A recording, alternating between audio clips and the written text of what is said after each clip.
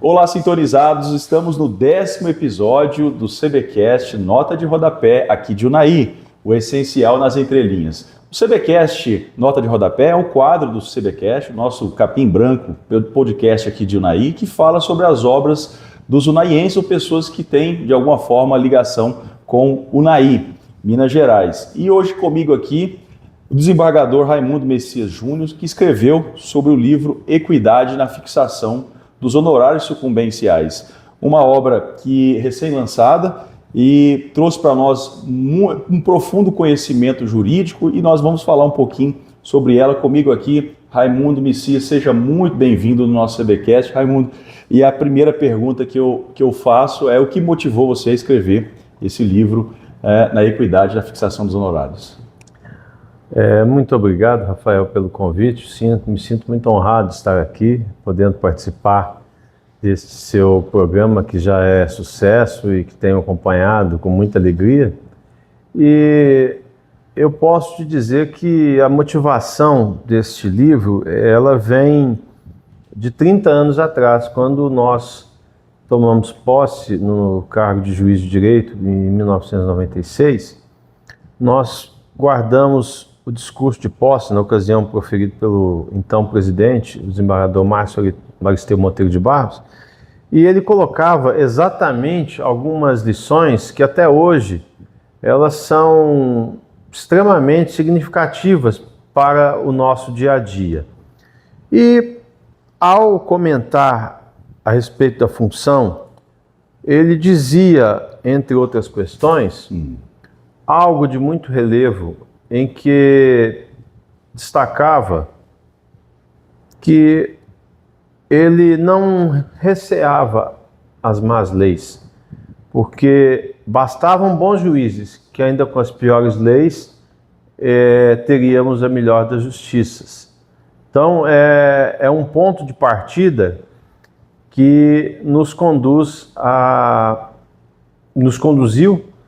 ao longo desses anos a poder encontrar e buscar dentro desses ideais a vontade de colocar numa obra literária essas lições, desenvolvê-las e também para servir de fomento para que as pessoas possam discutir isso na comunidade jurídica. Muito bom, é um tema extremamente relevante, porque se trata aí da situação, né, daquele que exerce uma função essencial à justiça, que é o advogado, e sabemos bem aplicar a lei para interpretarmos bem e aplicarmos, né, a fixação de honorários de forma correta. Desembargador, nós temos aqui o professor Humberto Teodoro Júnior, que prefaciou a sua obra. O professor Humberto é a maior autoridade em direito processual civil aqui no Brasil. Eu mesmo aprendi o processual civil com ele.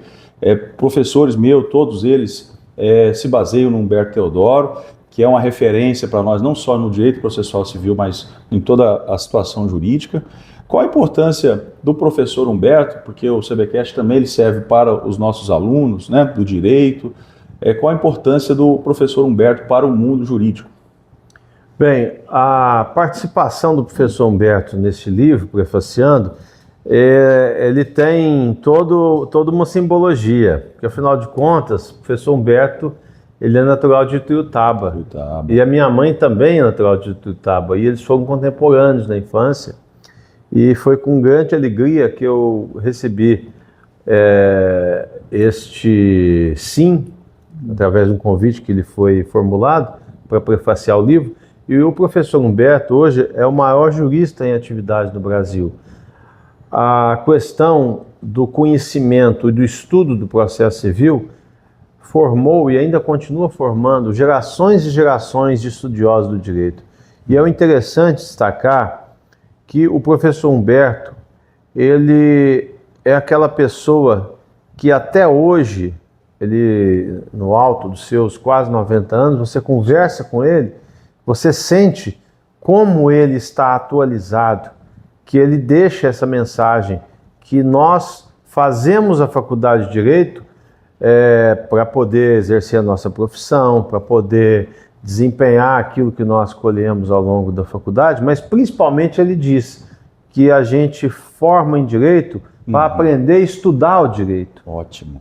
Eu achei isso assim de uma profundidade, porque nós que atuamos na área, nós precisamos estar atualizados, nós não podemos deixar de estudar, porque senão nós não conseguiremos desempenhar da maneira adequada e correta a nossa função. O profissional tem que ter a humildade de reconhecer que quanto mais ele estuda, mais ele precisa estudar, né? Ir atrás das suas indagações. O senhor aborda isso muito bem, a necessidade de uma boa criação do juiz, é o juiz estudioso, o operador do direito dedicado, com empatia, prudência, equilíbrio e humildade, que é exatamente isso, é o ponto de partida. Como essas virtudes podem forjar o juiz na hora de arbitrar os honorários ou de decidir por equidade? Bom, quando o raciocínio é colocado, ele parte do seguinte pressuposto. Certa feita, eu assisti um programa televisivo e o ator Tarcísio Meira, que até então eu não sabia, antes de ser artista, ele foi servidor do Tribunal do Rio. Também não sabia. Foi uma grata surpresa. E naquela ocasião, ele disse uma frase que muito me marcou, e essa frase consta do livro. Ele dizia o seguinte: não há justiça sem bondade no coração. Então, quando nós colocamos isso, e eu não tenho a menor dúvida desse raciocínio, somente uma pessoa de bom coração pode ser um bom juiz, uma boa juíza.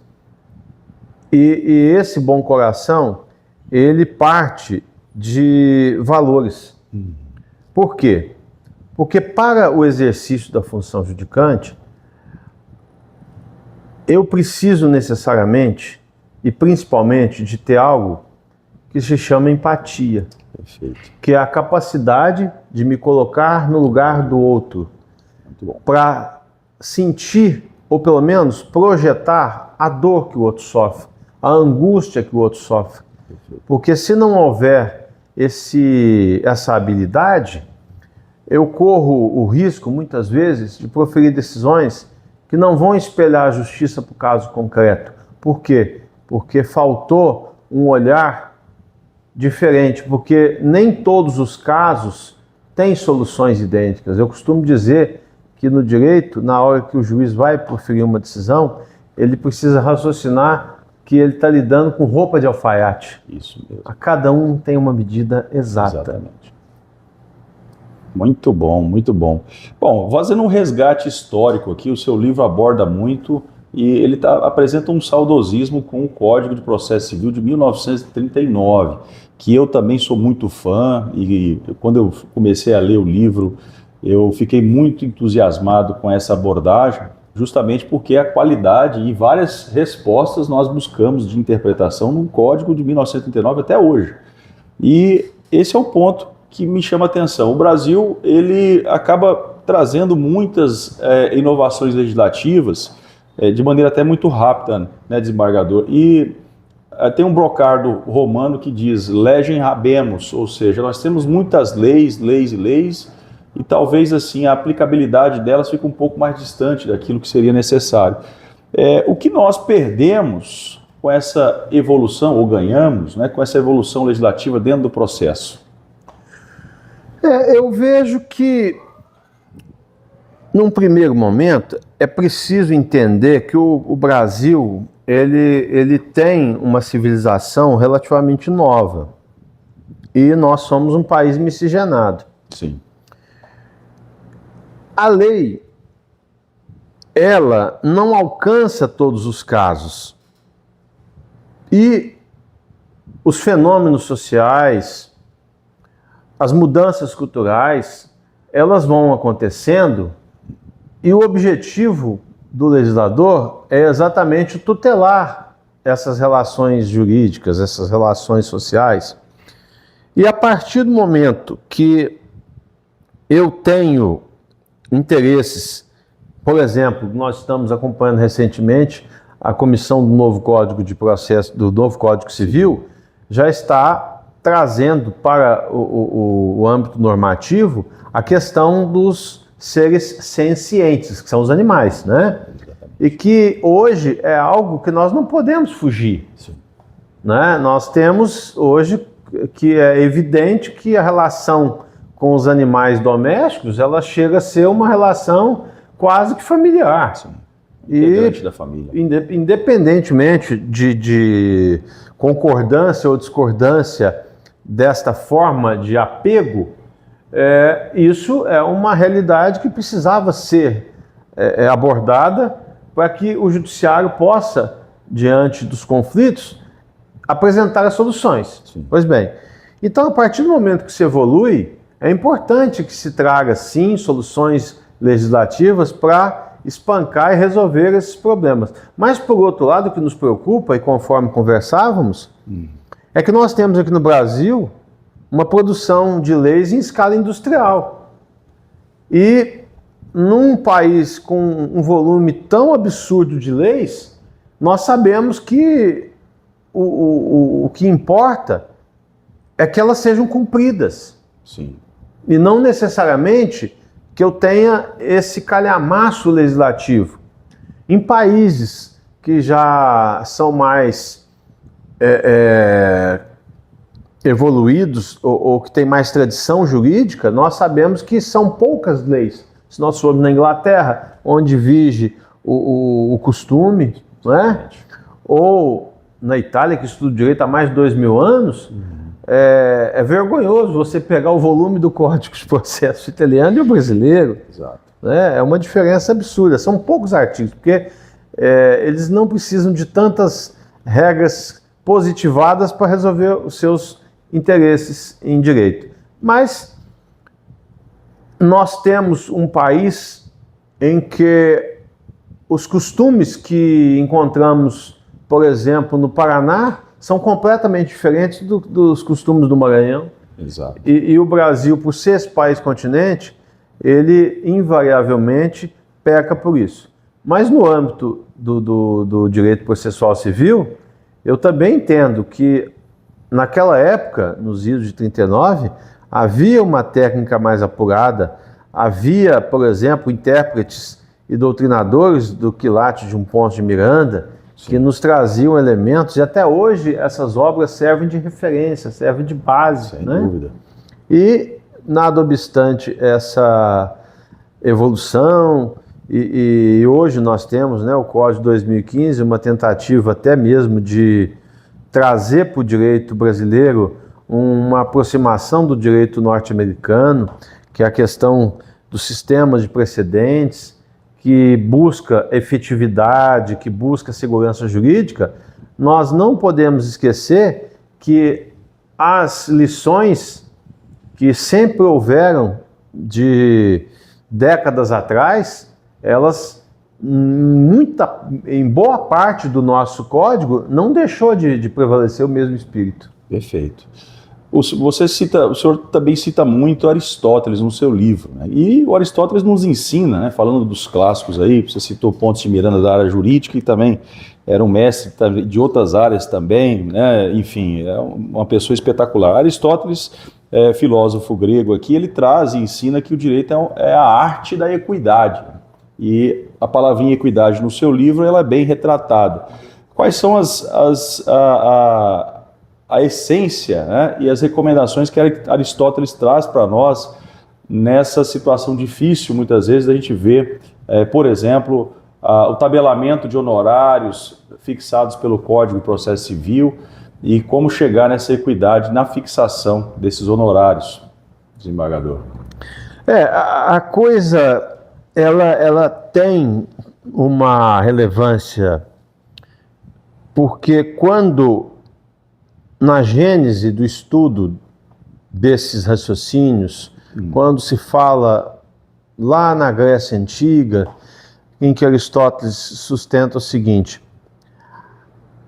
a lei ela foi feita para ser respeitada, ela foi feita para ser cumprida, mas esta lei ela precisa ser trabalhada pelo intérprete, porque o texto da lei ela é feita ao sabor do interesse do legislador. Certo. Mas o magistrado, aquele que aplica a lei ao caso concreto, qual que é o objetivo? É se fazer justiça. E o que significa a equidade? É a ponte entre a lei e a justiça. O que se busca? Um julgamento justo. E todo juiz, quando decide uma causa, e existe esse brocardo que diz isso, né? Primeiro, o juiz intui o justo, depois ele encontra um meio de fazê-lo.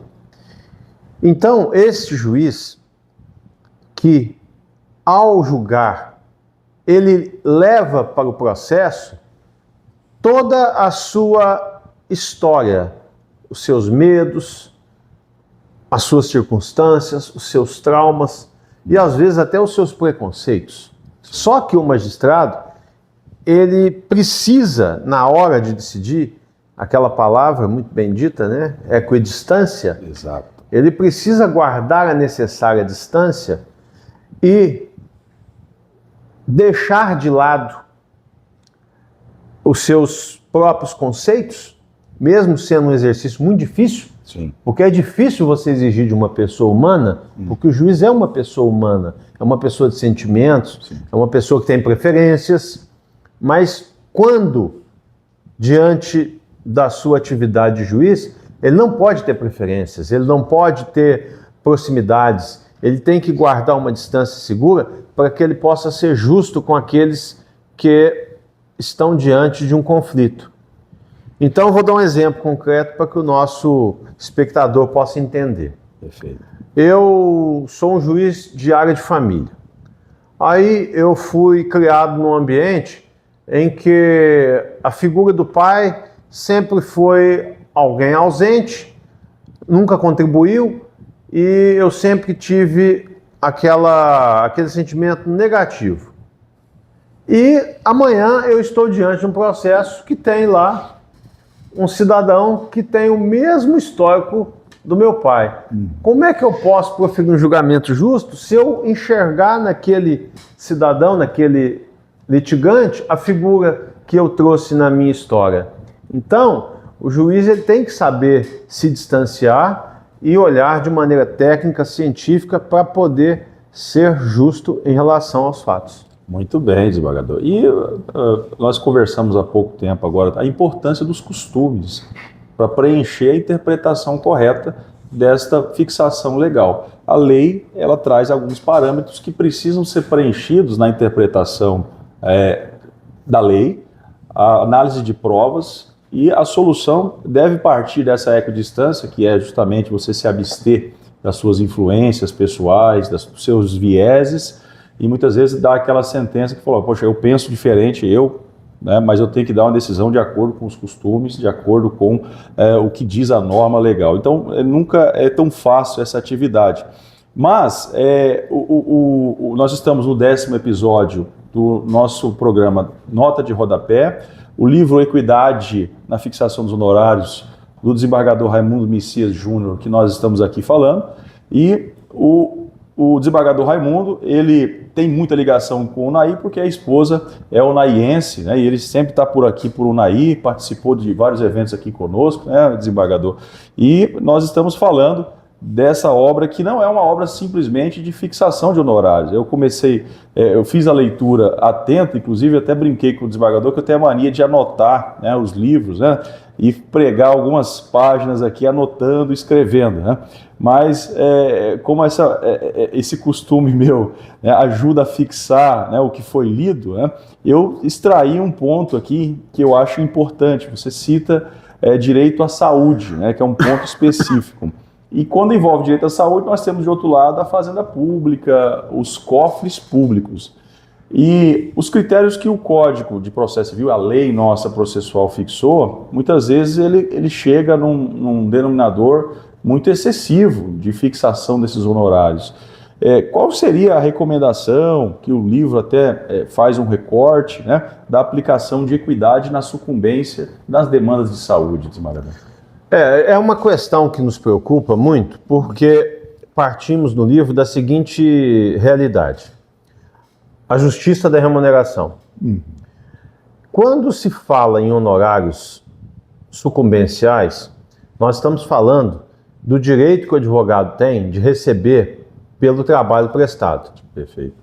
Então, o advogado que atua na defesa daquele que sai como vencedor da causa tem direito de receber honorários da parte que foi vencida.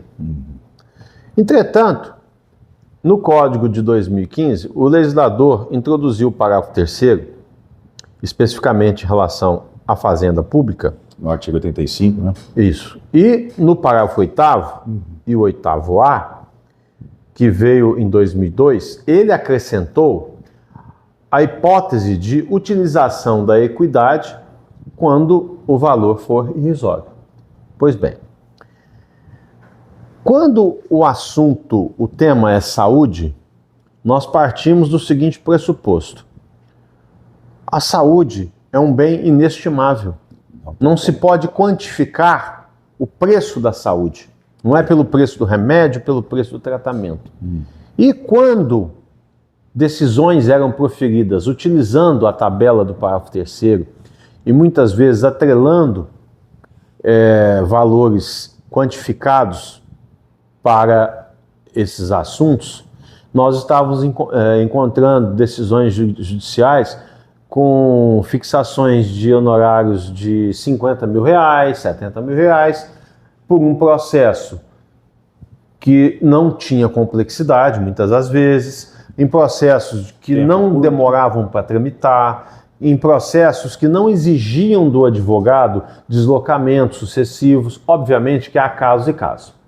Mas, na sua grande maioria, estava havendo uma desproporção. Por quê? O advogado ele tem que receber, eu defendo isso no livro, aquilo que é justo, nem mais e nem menos.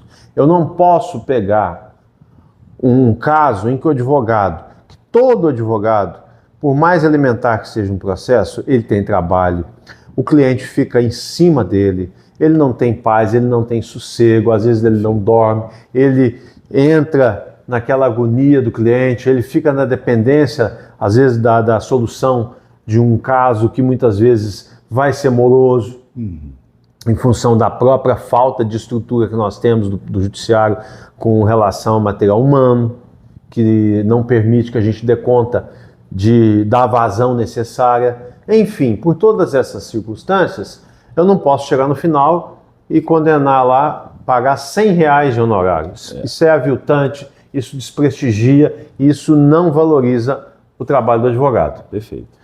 Mas do outro lado do rio, eu também não posso imaginar que uma demanda que não tenha despertado essa complexidade ou exigido esse trabalho de fôlego vá, ao final, aplicar honorários aí de 100 mil, 50, 80 mil reais por uma causa que não é complexa. Então, o que acontece e onde nós entramos?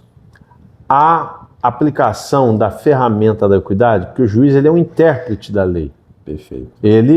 A lei está ali, é fria. A lei é morta, mas o juiz é vivo. E ao fazê-lo, com o uso da técnica adequada, ele faz com que o uso da equidade, que segundo Calamandrei, é a justiça do juiz em detrimento da justiça do legislador, Perfeito. ele busque um valor que seja honesto, que responda para aquele advogado o seguinte: o que você deve receber é esse valor. Esse valor não te desrespeita, mas também ele não avilta a parte contrária. Perfeito. E aí eu vou finalizar com um exemplo claro. Você imagina, eu tenho lá uma pequena empresa, de um capital social pequeno. Eu fixo honorários, eu quebro essa empresa, porque eu não tive a sensibilidade de observar a condição econômica dos envolvidos. Ótimo. Isso é bem tratado no livro, desembargador. Inclusive o exemplo que você traz, emblemático, né, de honorários de procuradores federais que foram, numa causa, fixados em 7,4 milhões e depois, com alguns recursos, os honorários deles caíram para 10 mil reais. Eu acho que é isso que você quer regular, porque a equidade ela vai trazer para o juiz a possibilidade dele criar uma solução para o caso concreto. Mas parece que com essas disposições do Código de Processo Civil, o juiz ficou um pouco atrelado a esses critérios objetivos, no que tange, inclusive, a situação de honorários que tem o valor da causa elevado, né? Que é o ponto que a lei deixou, talvez, de evoluir atrelada ao consequencialismo jurídico. E aí eu falo, emendando já a pergunta, a Lei de Introdução de Normas de Direito Brasileiro, a LINDB, ela foi alterada há pouco tempo, eu digo, isso não tem, por direito, muito tempo, 30 anos, 50 anos, né? Ela foi alterada agora, salvo engano, 2016, 2014. E ela trouxe a necessidade de observarmos as consequências das decisões judiciais justamente para isso, evitar quebrar uma empresa, onerar o Estado, aviltar os honorários do advogado de forma indevida, fazer um cálculo correto disso. E aí é que eu chamo a atenção para fazer a pergunta para você, como que a gente pode utilizar a LINDB, a Lei de Introdução de Normas do Direito Brasileiro, nessa parte econômica, para buscar aqui justamente a análise econômica do direito na aplicação e fixação desses honorários? Sim, a tarefa de todo magistrado e a responsabilidade que cada juiz enfrenta no dia a dia é exatamente no sentido de dimensionar, porque as decisões judiciais elas formam precedentes. Uhum. E aquilo que você decide numa causa, seja numa comunidade pequena, seja numa metrópole, ela causa consequências. Ela traz uma série de implicações que influenciam na vida e no direito das pessoas. Uhum. E quando se fala a respeito desse tabelamento, desta codificação em que o juiz ele deve observar aqueles limites, aquelas tabelas, a resposta é a seguinte: o juiz não vai descumprir a lei. Uhum. A lei ali está posta. O juiz ele faz a interpretação da lei. Certa ocasião, eu ouvia do grande processualista Luiz Wambier que toda interpretação de texto, se for feita de maneira literal, gramatical, não terá passado de mera leitura. Por quê? Sim. Toda interpretação de texto legal tem que ser feita de modo sistemático, ou seja, a partir da Constituição Federal, com seus valores e no seu espírito. Então, quando eu recebo uma regra dentro do Código Civil que coloca que, ao utilizar do juízo da equidade, o juiz deve respeitar aquela tabela, nós vamos interpretá-la da seguinte forma: equidade não admite amarras, não admite bases de cálculo, não admite tabelamento.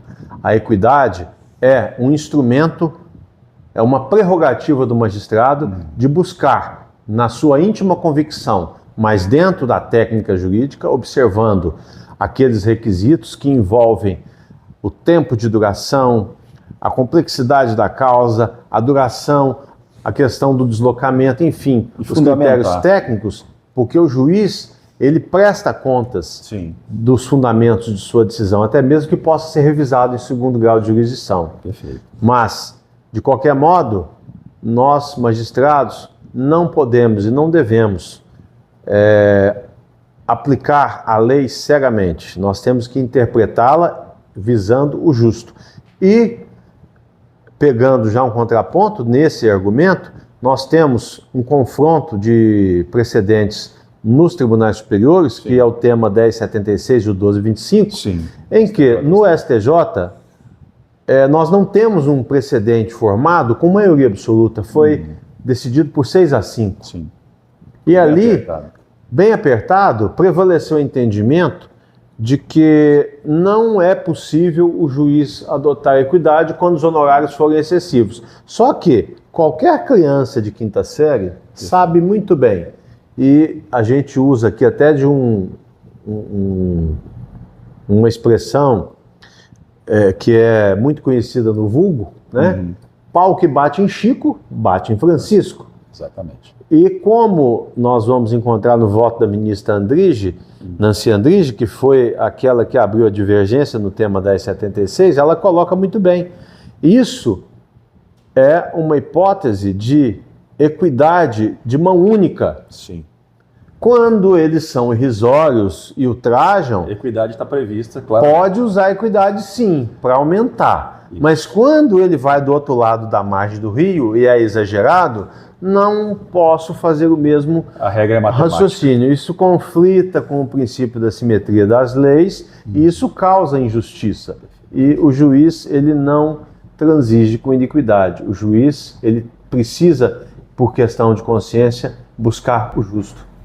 O Código de 39 tem um artigo, que é o artigo, se não me engano, 114, que diz a equidade transforma o juiz em legislador do caso concreto. Exatamente. Isso é muito bacana. E assim, eu sou apaixonado pela equidade, desembargador Raimundo. Equidade quando vai lidar com juizados especiais, os conhecidos como juizados de pequenas causas, a situação do direito do consumidor, jurisdição voluntária, aquele que tem os acordos, né, em que você busca ali superar a lei estrita e aplicar o direito, a justiça ao caso concreto.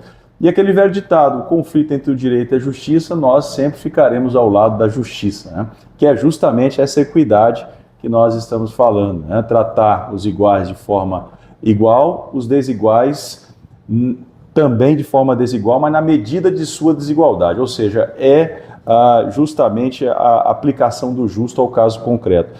Para finalizar, o assunto está muito bacana, um convidado especial, Raimundo Messias Júnior, que esteve aqui conosco inaugurando a vara criminal. Eu lembro até hoje, eu estava começando a minha carreira da magistratura, foi em 2013, não foi, desembargador? Foi. Você aqui esteve conosco inaugurando a vara criminal Infância e Juventude aqui em Unai, foi em 2013, esse evento, o Raimundo aqui esteve conosco. Eu não sei se o senhor esteve aqui na inauguração do Sejus, que foi em 2020, né? Mas na comemoração dos 70 anos da comarca de Unai também, Raimundo esteve aqui conosco, né? E fique à vontade para sempre voltar a dialogar no nosso CBcast, desembargador Raimundo Messias. E para encerrar, eu vou deixar você, até aproveitando a sua obra que cita Maria Helena Diniz no final, né? Ela fala sobre equidade na decisão judicial, tem um livro sobre isso, e eu vou deixar você falar a mensagem final para o nosso sintonizado. É interessante porque quando eu fui fazer a pesquisa para o livro, você encontra muitas ideias que são de 1000 anos, que atravessaram séculos e que até hoje elas são atuais. E no caso específico dessa obra citada da professora Maria Helena Diniz, ela utiliza o caso mais emblemático de uso da equidade da história, que é o julgamento salomônico. Sim. Né? Em que aquela mãe, as duas mães disputando a criança, e Salomão determina que o soldado passe a espada ao meio e entregue metade para cada mãe, e a mãe legítima abre mão para que a outra recebesse. Então, revelando o verdadeiro amor. Exatamente. Então, este e outros tantos exemplos, eles mostram a importância do magistrado, que ele possa sempre ter a sensibilidade. Ele não pode perder a sua sensibilidade. Quando nós fomos deixar a escola judicial para iniciar a nossa carreira no interior, havia uma professora de psicologia forense, Sim, chamada Nora Medeiros, e ela dizia para todos nós assim: quando vocês chegarem nas suas comarcas, esqueçam todos os livros de direito. ótimo. Levem apenas 2. Um de poesia e o outro de jardinagem. Que maravilha.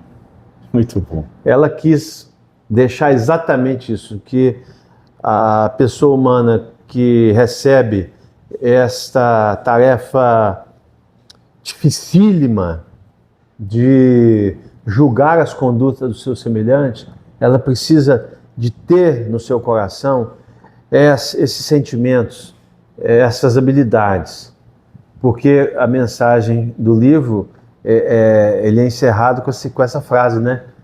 Sem a equidade, o direito se torna rígido e com ela se torna humano. Maravilha. Parabéns, desembargador, pelo seu Obrigado. trabalho. Deus o abençoe nessa jornada no Tribunal de Justiça de Minas. Seja muito bem-vindo, Eunaí, sempre. Você é muito bem-vindo aqui. E esteja conosco para falar de outras obras também, voltarmos a falar sobre equidade, novo código, projeto Novo Código Civil que está saindo aí. A gente pode talvez comentar um pouco sobre isso, que realmente muda a realidade das pessoas, né? Porque o Código Civil é a maior lei que rege, né, todo o comportamento das pessoas, então influencia bastante. Muito obrigado pela sua participação enriquecedora aqui conosco no nosso CBcast. Até a próxima, pessoal.